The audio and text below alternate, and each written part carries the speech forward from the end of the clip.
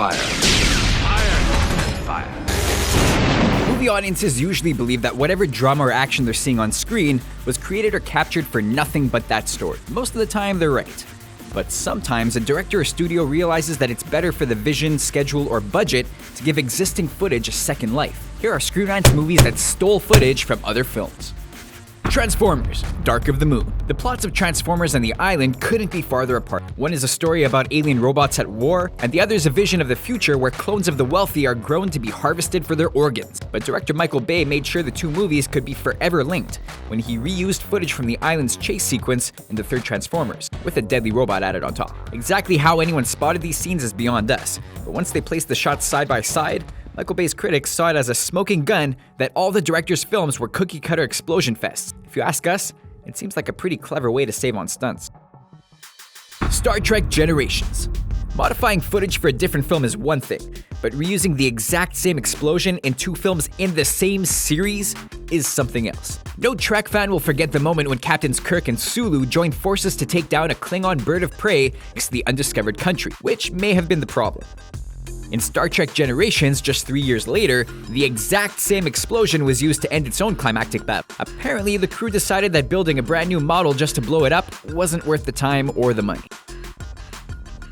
Blade Runner. Ridley Scott had every intention of keeping Blade Runner's ending unclear, and keeping fans guessing if the movie's hero was human or not. The studio, on the other hand, wanted a happy ending, where the hero and his new love escaped the overcrowded streets of future LA into sprawling countryside. The director never agreed to shoot the new scenes, and the shots of Harrison Ford and Sean Young were easy enough. But the weather didn't cooperate with the idea of a sunny send-off. That's when Scott remembered Stanley Kubrick's The Shining opened with the exact footage he was hoping for, so he took his pick of the hours of helicopter footage and called it a day.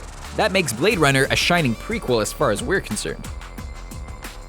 Star Wars Episode II: Attack of the Clones. George Lucas's prequel trilogy finally let fans see how the fate of the Jedi Order and the galaxy at large was decided by bringing the movie's heroes into the inner sanctum of the Jedi's High Council. Each one of the alien Jedi Masters is memorable in their own way, but when production shifted from England to Australia between Episodes 1 and 2, these bit players were suddenly a world away. Instead of filming the Council for another film, Lucas decided to use the exact same footage, using computers to cut and paste their reactions into different shots or positions. No wonder they didn't do much talking.